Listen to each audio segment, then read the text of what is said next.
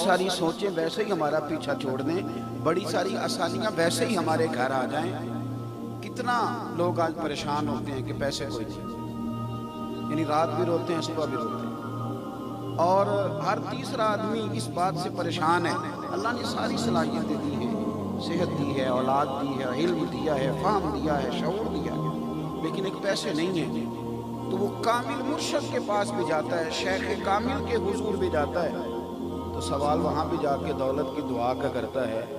آپ خدا را میری بات پہ غور کرنا، حضرت عمر طبعاً مزاجاً سخت مزاج تھے، لیکن بخاری بتلاتی ہے کہ تشریف لے گئے حضور کی زیارت کے لیے، اور سرکار جب چارپائی پہ آرام فرماتے ہوئے ان کے استقبال کے لیے اٹھے تو پشت مبارک پر چارپائی کے بان کے نشان تھے۔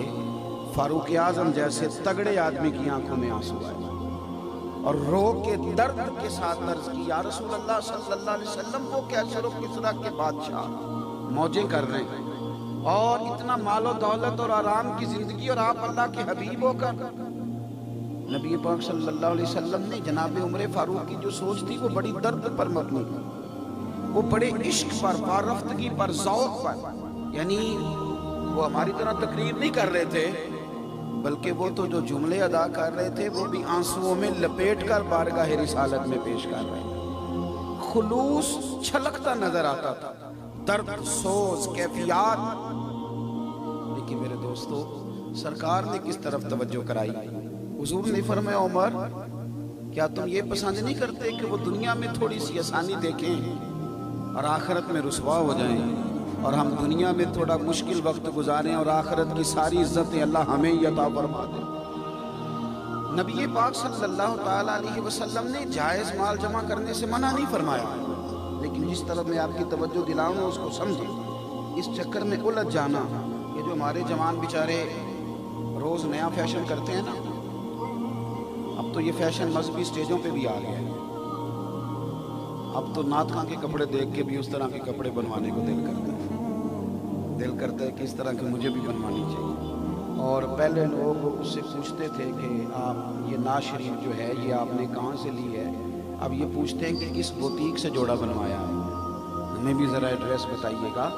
یعنی اور پھر جو آدمی یہ نیا فیشن اوڑھتا ہے نا، نیا کام کرتا ہے، پریشان بھی بڑا رہتا ہے، یعنی 4-5 ہزار دے کے جس نے بال بنوائے ہیں وہ بڑا پریشان ہے کہ میں نے اتنی محنت کی اور مجھے دیکھا بھی کسی نے نہیں، کسی بندے نے توجہ ہی نہیں کی۔ اور جو بندہ سادہ ہے، جو کھیتوں سے اٹھ کے آ گیا، وضو کیا، کپڑے بدلے، استری تھے تب بھی ٹھیک ہے، نہیں تھے تب بھی ٹھیک ہے، اس بیچارے کو فکر کوئی نہیں ہوتی کہ دیکھے تب بھی ٹھیک ہے، نہ دیکھے۔ یہ مذہبی محفلوں میں نا کچھ سیاسی، سماجی، رفائی، فلاحی لوگ بھی آتے ہیں، آپ کا تو مجھے مزاج کا نہیں پتا، لیکن ہمارے ہاں تو باقاعدہ نام لکھے جاتے ہیں، ایک مہمان خصوصی ہوتا ہے، ایک مہمان خاص ہوتا ہے، ایک کی زیر صدارت، ایک کی زیر قیادت، ایک کی زیر سرپرستی، یعنی وہ اشتہار بیچارہ نا خود بڑے بوجھ تلے ہوتا ہے، اتنے لوگوں کا نام اس پہ درج کر دیا جاتا ہے۔ تو وہ اب وہ جو رفائی فلاحی صاحب آئے ہوتے ہیں نا، حضور کی محفل میں آئے ہیں، محفل کس کے نام کی؟ سرکار کے نام کی، وہ اللہ کی رضا کے لیے آئے ہیں، لیکن وہ چونکہ محلے کے سماجی آدمی ہیں، اس لیے بیچارہ پیچھے سے گردن اونچی کر کر کے نقیب کو دکھاتا ہے کہ میں آ گیا ہوں، کسی طریقے مجھے اوپر بلا لیں، اور اس بیچارے کی بھی ڈیوٹی ہے۔ آج میں ایک محفل میں تھا، شاید وہ میری جیب میں رکا ہے کہ نہیں، دوپہر میں تو مجھے رکا دے دیا، کہنے لگے اس کا بھی نام لینا ہے آپ نے تقریر میں، اس کا بھی نام لینا ہے، اس کا بھی نام لینا ہے۔ تو میں نے ان سے کہا کہ چلتے وقت تو آپ نے کہا تھا یہاں نبی پاک کی تعریف کرنی، اور آپ نے ہمیں کس کام لگا دیا ہے؟ آپ نے تو کہا تھا حضور کا ذکر کرنا۔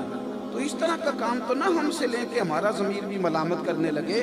بریلی کے امام کہتے ہیں کرو مدح اہل دول رضا، پڑے اس بلا میں میری بلا، کیونکہ میں گدا ہوں اپنے کریم کا، میں گدا ہوں اپنے کریم کا، میں گدا ہوں اپنے کریم کا، اور میرا دین پارا ناج۔ اعلیٰ حضرت بریلوی نا ایک دکان پہ تیل لینے گئے سرسوں کا،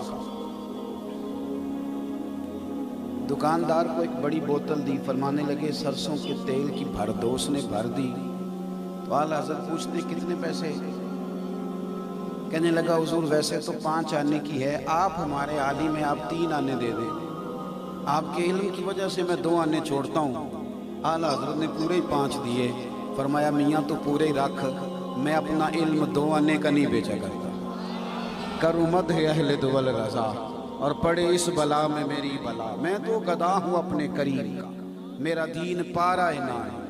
अपनी फकीरी से प्यार करें, अपनी सादगी से प्यार करें, अपने कच्चे मकान से प्यार करें, अपने जो अल्लाह ताला ने आपको दिया है वो रब की रज़ा है, उस पर राज़ी रहना सीखें। ये मदीने वाले महबूब का तरीका है, ये सरवरे कायनात की सुन्नत है, ये रसूल पाक ने हमें सिखाया है। सबसे पहले तो इस दौड़ से बाहर आए और इसके हलाल के लिए मेहनत ज़रूर करें मेरे भाई, ज़रूर मेहनत करें, लेकिन खुदा इतने लंबे चौड़े चक्कर में ना उलझें जितने में हम उलझ गए। और ये इतनी बड़ी दलदल है कि जो उतरा है वो दोबारा कभी वापिस नहीं आया। 2 जुमले मुस्नद इमाम अहमद बिन हम्बल में मौजूद हैं। या रसूल अल्लाह, ज़िल्लत क्या है?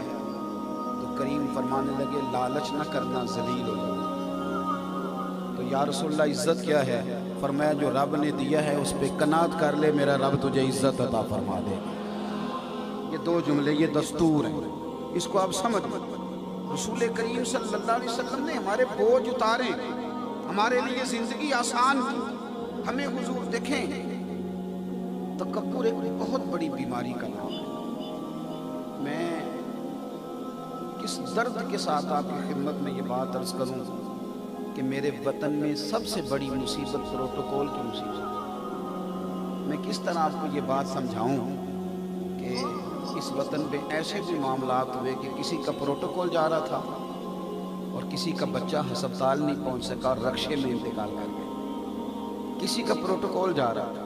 आज ना शौक है, आज शौक है लोगों को कि लोग गाड़ियों के पीछे भागें। आज शौक है कि लोग नारे लगाएं। आज शौक है कि लोग मुझे बड़ा जाने।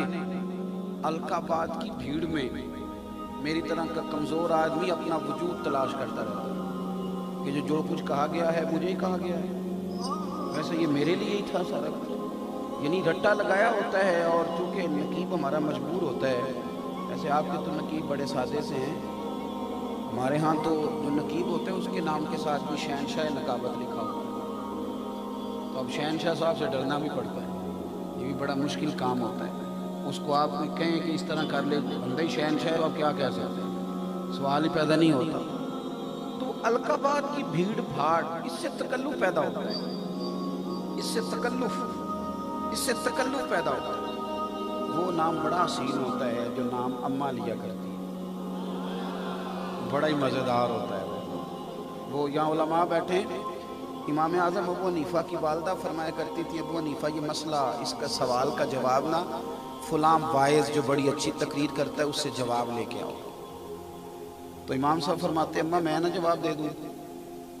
तो अम्मा कहती है, अबू हनीफा तू तो बच्चा है, तुझे क्या पता? उनके तो बच्चे ही थे ना। यानी इमाम आज़म की बात कर रहा हूँ। तो इमाम साहब उस वाइस के पास चल के जाते, कहते ये मेरी माँ ने मसला पूछा, जवाब दो, वो आपका शागिर्द था। कहते हुजूर मुझे तो नहीं पता। तो आप फरमाते चल फिर मैं तुझे इस सवाल का जवाब बताता हूँ, फिर तू मुझे बताना, फिर मैं तेरा नाम